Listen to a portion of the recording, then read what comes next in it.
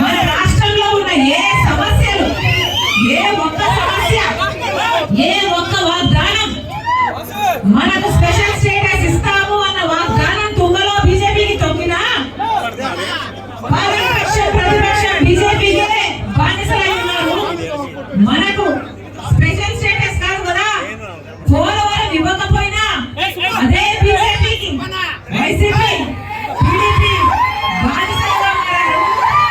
మనకు ఒక రాజధాని లేకపోయినా, మనకు రాజధాని కట్టకపోయినా అదే బీజేపీ పార్టీకి పాలకపక్షం ప్రతిపక్షం బానిసలయ్యారు.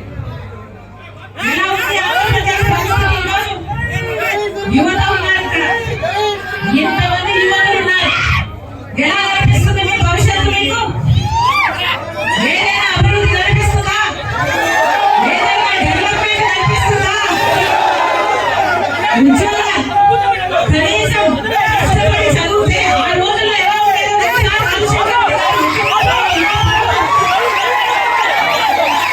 ఆయన ఒక డైలాగ్, రాజశేఖర రెడ్డి గారిది ఒక డైలాగ్ చెప్తా. మీరు ఏది కావాలంటే అది చదువుకోండి,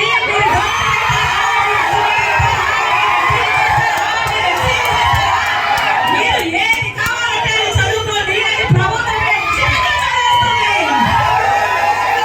రాజశేఖర రెడ్డి గారు.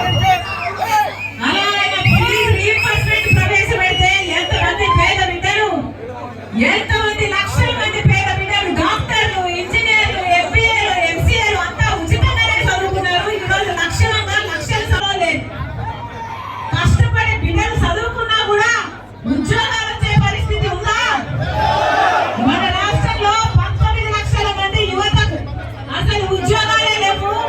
గాలికి తిరుగుతున్నారమ్మా అని తల్లిదండ్రులు మొత్తుకుంటున్నారు. అయినా పట్టించుకునే వాళ్ళు ఎవరు ఉన్నారా? పోనీ గవర్నమెంట్ ఉద్యోగాలు ఏమైనా వస్తున్నాయా అంటే అప్పుడు జగనన్న గారు మొట్టమొదటి చెప్పిన మాట ఏంటంటే జనవరి 1 కల్లా జాబ్ క్యాలెండర్. ప్రతి జనవరి 1వ తేదీన జాబ్ క్యాలెండర్ నోటిఫికేషన్ ఇస్తామన్నాడు.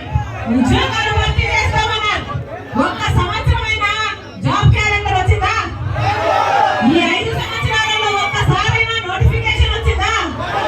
30,000 టీచర్ ఉద్యోగాలు ఖాళీగా ఉన్నాయి, భర్తీ చేయాలి అనే ఇంగితం ప్రభుత్వానికి ఎప్పుడైనా ఉందా?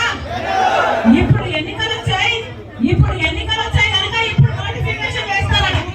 మరి ఇప్పుడు నోటిఫికేషన్ వేస్తే ఉద్యోగాలు ఎప్పుడు ఇస్తారు సార్ అని అడుగుతున్నాం. ఎప్పుడు వస్తాయి నీకు ఉద్యోగాలు? 5 సంవత్సరాలుగా బిడ్డలకు ఉద్యోగాలే ఇవ్వలేదు, నోటిఫికేషన్ ఇవ్వలేదు, ఉద్యోగాలు ఇవ్వలేదు. కనీసం ఒక్కటంటే ఒక్క గ్రూప్ 1 ఉద్యోగం అయినా ఇచ్చారా?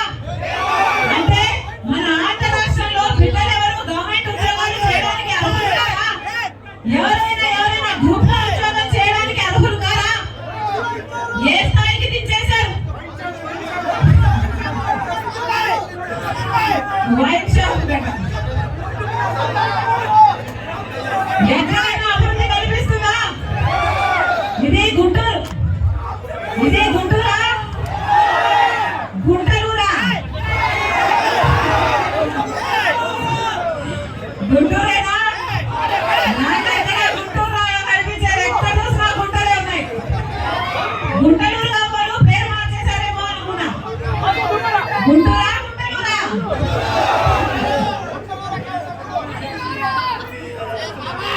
రోడ్లు కాదు కదా, రోడ్లకు వేసుకోవడానికి డబ్బులు లేవు కదా, కనీసం జీతం